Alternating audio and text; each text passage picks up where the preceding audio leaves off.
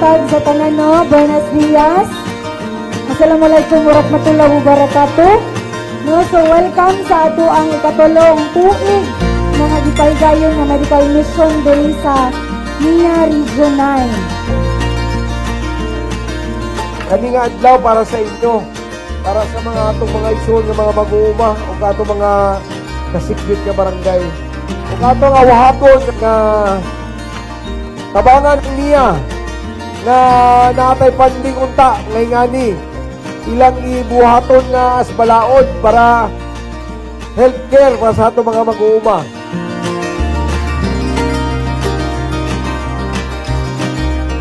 This year, mas nag-expect mi nga mas daghan mig maserbihan kaysa last year. Katong atong tuli, mga 400 kapin.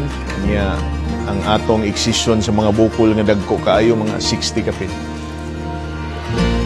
Una sa tanan, magpasalamat ko sa amo ang regional manager nga si Engineer Nathaniel S. Plaza. Magpasalamat kayang tanang mga irrigator, dili lamang mga membro sa irrigator sa Subondili, halos tanan nga niya karon na serbisyuhan ining maong programa, no? Kaning mga farmers, dili na mo kaya ang muadto og mga hospital kay tungod sa kamahal sa mga bayronon. So, tapos mapasalamaton kaayo mi nga naabot kini nga programa kanamo ug nindot kaayo ang ilang serbisyo kay gikan pa sa among sakyanan, nindot libre kaayo ug nindot ang among pagsakay ug safety ang among pag-abot diri.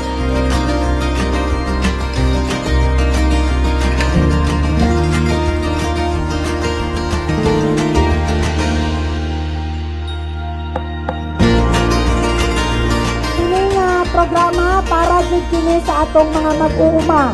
No, kini nga programa karon ang atong medical mission nga dunay tema nga nagkadayon. Himsog nga panglawas alang sa mga kamot nga nagpakaon sa nasod.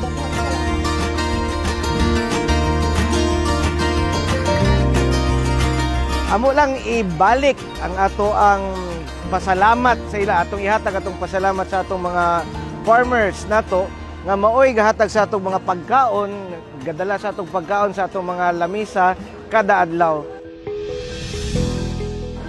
Nalipay kayo ko nga gikan dito sa pagsugod sa pagikan namo sa mo ang panimalay. Libre na mi sa sakyanan. Ug hantod na abot ni dire, gilibre lang gihapon mi sa pagkaon, snack. Ug hantod karon nga gioperahan ko sa kuang sis, libre lang gihapon. Napay tambal gi resita nga libre lang gihapon. Busa makaingon ko sa department sa National Irrigation Administration nga salamat kayog dako sa nagdumala na operahan ko sa kuang sis, pinaagi sa libre ang tanan.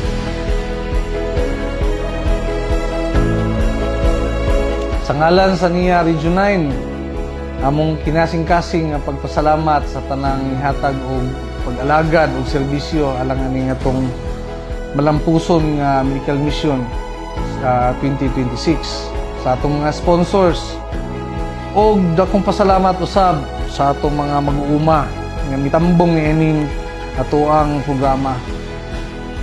Kamo ang inspirasyon sa among padayon nga pagpaningkamot ug paghatag serbisyo ngadto sa katawhan.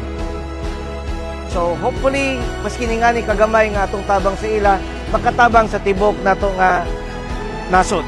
So thank you very much for being here with us today and hopefully next year na pod sa tugutan sa Ginoo atong makontinue ni sa atong medical mission year 4.